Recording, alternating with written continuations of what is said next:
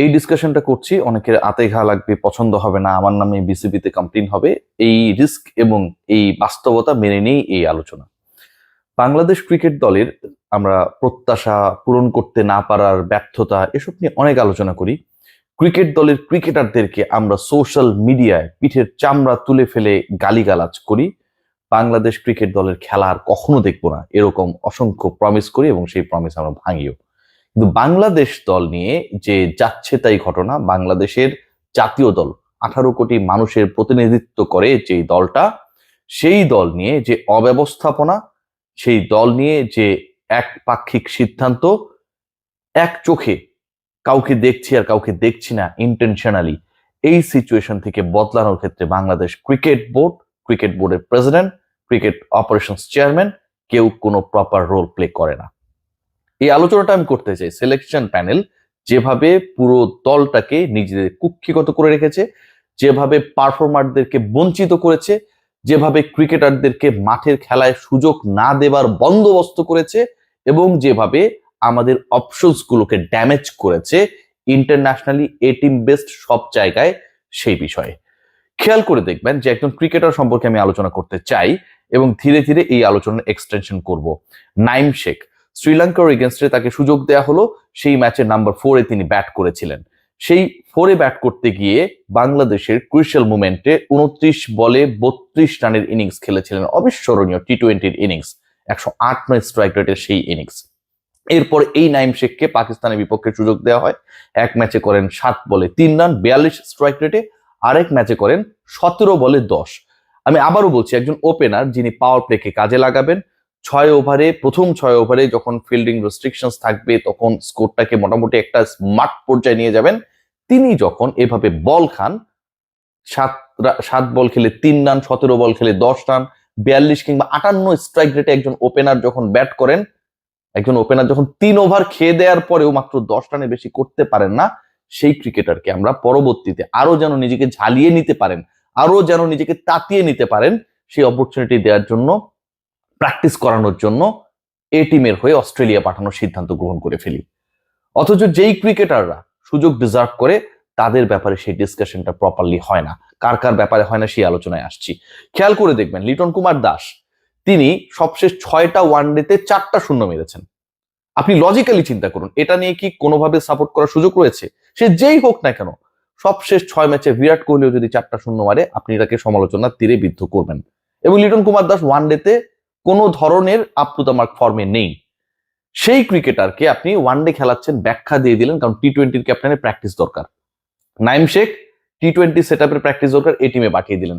সাব্বির রহমান রুম্মানরা কোনো প্র্যাকটিসের বাইরে থাকা ক্রিকেটাররা, কোনো প্রসেসের বাইরে থাকা ক্রিকেটাররা যখন from nowhere to BPL এ আসে, যখন 18টা ছক্কা মারে, যখন 160 স্ট্রাইক রেটে ব্যাট করে, তখন তাদেরকে আপনি কোথাও সুযোগ দেন না, একদমই দেন না।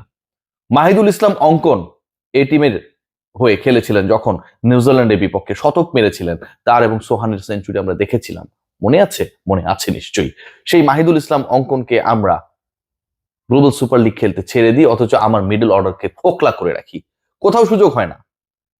খেয়াল করে দেখবেন যে লিপু সাহেবের নেতৃত্বাধীন সিলেকশন প্যানেল সবশেষ যে সিরিজগুলো হয়েছে কিভাবে বাংলাদেশের মিডল অর্ডারকে জাস্ট ধ্বংস করেছে। আমিনুল ইসলাম বুলবুল, একটু মনোযোগ দিয়ে শুনুন। বাংলাদেশ যখন ইউএইতে গেল, সেখানটায় গিয়ে ম্যাচেস খেললো 3টা, এবং সেই সময় বাংলাদেশ দলের টোটাল 16 সদস্যের দলে ওপেনার ছিল 5 জন, ইনক্লুডিং শান্ত ওপেন করেছিল বিভিন্ন সময়। শান্ত, সৌম্য, ছোট তামিম, পারভেজ হোসেন ইমন, এবং তাদের সাথে আপনি যদি অ্যাড করেন আরো একজন লিটন কুমার দাস, 5টা ওপেনার আপনি দলে পাঠিয়েছেন। 15-16 সদস্যের 5 জন যদি ওপেনার হয়, একটা দলে 30% প্লাস ক্রিকেটার আপনার ওপেনিং ও টপের ব্যাটসম্যান, আপনার মিডল অর্ডারে থাকবে কে? পাকিস্তানের বিপক্ষে যে সিরিজটা বাংলাদেশ খেলেছিল পাকিস্তানের হোমে, একই সিচুয়েশন। আপনি এশিয়া কাপকে প্ল্যান করেন না টি-20 ফরম্যাটে, আপনি ওয়ার্ল্ড কাপকে প্ল্যান করেন টি-20 ফরম্যাটে, who will be your alternative options middle অর্ডারে? কে হবে? আপনার 2 জন ওপেনার হলে চলে, সাথে একজন ব্যাকআপ, ইনাফ। আপনি শুধুমাত্র আপনার ঘাউরামিকে প্রতিষ্ঠিত করার জন্য এই যে ক্রিকেটারদেরকে অযাচিত ভাবে সুযোগ দেন, এবং যারা ভালো করে, যারা বিপিএল এ ভালো করে, যারা এ টিমের হয়ে ন্যূনতম সুযোগ পেয়ে সেখানটায় সেঞ্চুরি মারে, তাদেরকে আপনারা বিবেচনায় রাখেন না। এটা কোন ধরনের সিলেকশন ভাই? এটা কোনোভাবে অ্যাকসেপ্টেবল? ওয়ানডের কথা যদি আমরা বিবেচনা করি, বাংলাদেশের বেস্ট ফরম্যাট, সেখানটায় বাংলাদেশ এই লিপু সাহেবের সিলেক্টেড দল নিয়ে খেলতে গিয়ে 19 বছরের মধ্যে সর্বনিম্ন র্যাঙ্কিং এ নেমেছিল নাম্বার 10th। খেয়াল করে দেখবেন এই যে 10 নম্বরে চলে যাওয়া দলটা, সেখানটাও একই অবস্থা, মিডল অর্ডার ফোকলা। মিডল অর্ডারে আপনি কোনো প্রপার ক্রিকেটার পাচ্ছেন না, সেই প্রশ্ন করতে গিয়ে তারা কোনো প্রপার অ্যান্সারও দিতে পারেন না। নুরুল হাসান সোহানকে আপনি রাখবেন না কারণ আপনার রাখতে ইচ্ছা করে না। মাহিদুল ইসলাম অঙ্কনদের আপনি রাখবেন না কারণ রাখতে ইচ্ছা করে না। এই জাতীয় দলটা, এটা তো ভাই 18 কোটি মানুষের প্রতিনিধিত্ব করে।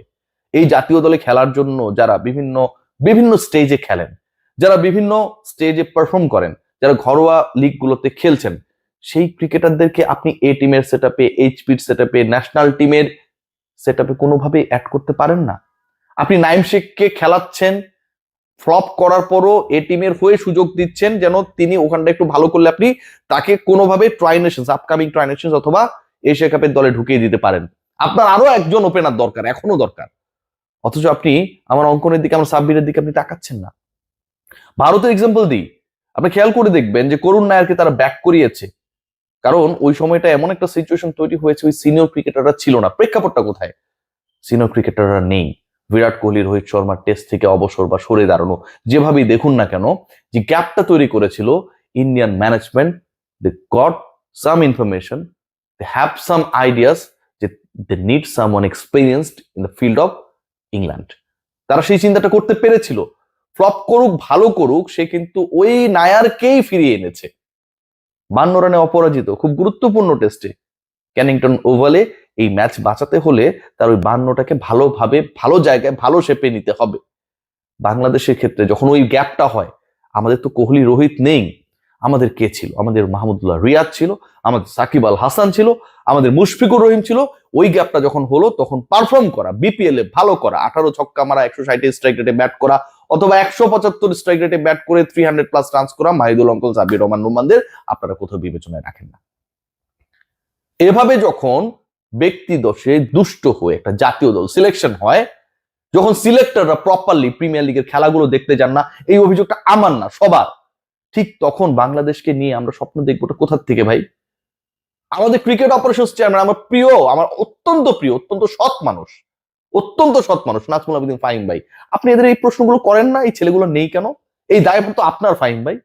সাব্বির কোথাও সুযোগ পেল না আপনাদের বিপিএল, এই দায়ভার তো আপনার নাজমুল আবেদীন ফাহিম ভাই। আপনি প্রশ্ন করবেন না?